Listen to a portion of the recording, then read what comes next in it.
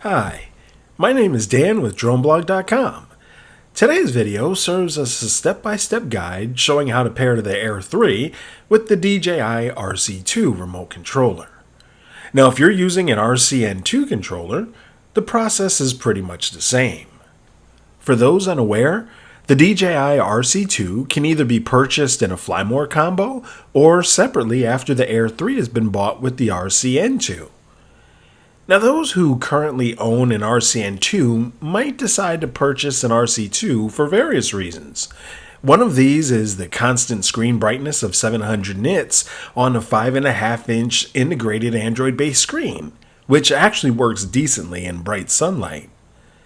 Now, although there are currently brighter smartphones on the market than the DJI RC2, many of those phones start dimming after a few minutes of extreme heat, rendering them unviewable for extended flight times.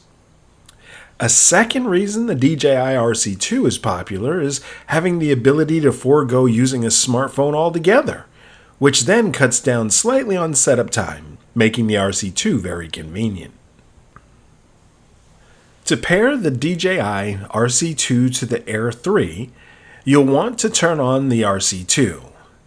Now, after it is booted up, tap the Connection Guide button on the DJI Fly app's main screen. Now, you'll be prompted to power on the Air 3 with instructions to do so. Additionally, there are more instructions to view when tapping the one of two at the top of the screen. After reading that information, you can continue.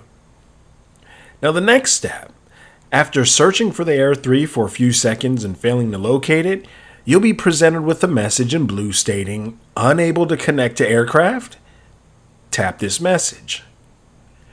Then you'll be brought to the pairing screen. Press and hold the power button on the Air 3 for about 4 seconds. The Air 3 will make an audible signal, signifying it's in pairing mode. Tap the pair button at the bottom of the DJI RC2 screen, and it'll beep loudly, signifying the pairing process.